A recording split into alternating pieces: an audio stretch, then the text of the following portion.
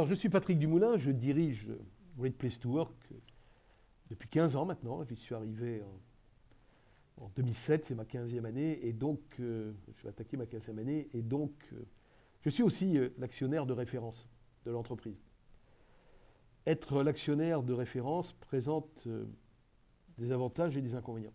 Les avantages, c'est que sur la prise de décision avec vos équipes, vous pouvez peser et être rapidement, traduire rapidement et opérationnellement vos décisions, sans être obligé de subir parfois des injonctions contradictoires de vos actionnaires. La deuxième chose, c'est que finalement, vous allez piloter la gestion de votre entreprise, les objectifs financiers.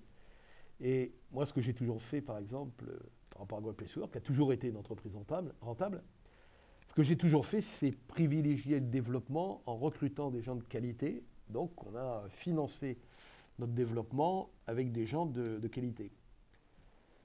Quand je suis arrivé chez Great Place to Work, donc j'avais travaillé 20 ans chez le numéro 1 mondial des cosmétiques en France.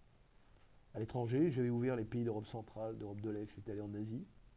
Et puis après, quand nos voies se sont séparées, je suis allé pendant 2 à 3 ans dans un cabinet de conseil spécialisé dans les produits de grande consommation.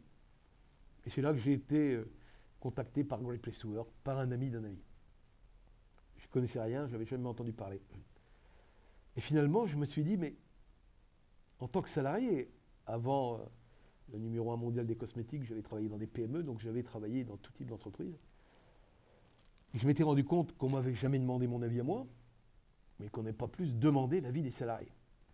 Et là, j'ai découvert que Great Place to Work, en fait, il y avait un outil, on va demander l'avis des salariés, et puis on va évaluer les pratiques managériales. J'ai trouvé ça formidable. Et donc, on était 2, 3, maintenant on est une petite quarantaine. Surtout, ce qui a été formidable, c'est la fidélité de nos clients. On a beaucoup de clients avec qui on travaille depuis très très longtemps et qui inscrivent Great Place to Work au cœur de leur stratégie. Je pense qu'on est, avec la période que nous vivons, un croisement qui va renforcer notre influence, qui va renforcer la capacité des entreprises à plus s'intéresser à leurs salariés, parce qu'ils ne pourront pas faire autrement. Et finalement, je dirais que c'est une période pour nous, Great Place to Work, qui va nous servir. Donc moi, j'ai beaucoup de reconnaissance pour nos clients, j'ai beaucoup de reconnaissance pour notre équipe, mais aussi beaucoup de reconnaissance pour toutes celles et ceux qui, depuis le premier jour, ont contribué à faire de Great Place to Work ce qu'on est devenu. Finalement, on a parlé de cette prise de conscience. Et là aussi, il faut une prise de conscience élevée de la part des salariés. Si moi, je ne fais pas les efforts nécessaires, c'est pas grave, on est 40. Et s'il y a 10 personnes qui ne font pas les efforts nécessaires, etc. C'est un peu comme dans le monde du sport collectif. Regardez par exemple un sport comme le rugby. Si vous avez 2 joueurs qui ne sont pas au rendez-vous, par exemple le pilier droit et le deuxième ligne, vous pouvez avoir les meilleurs joueurs du monde derrière, ils ne vont jamais avoir le ballon parce que chaque fois qu'on va pousser, leur pack va être mis sur le reculoir.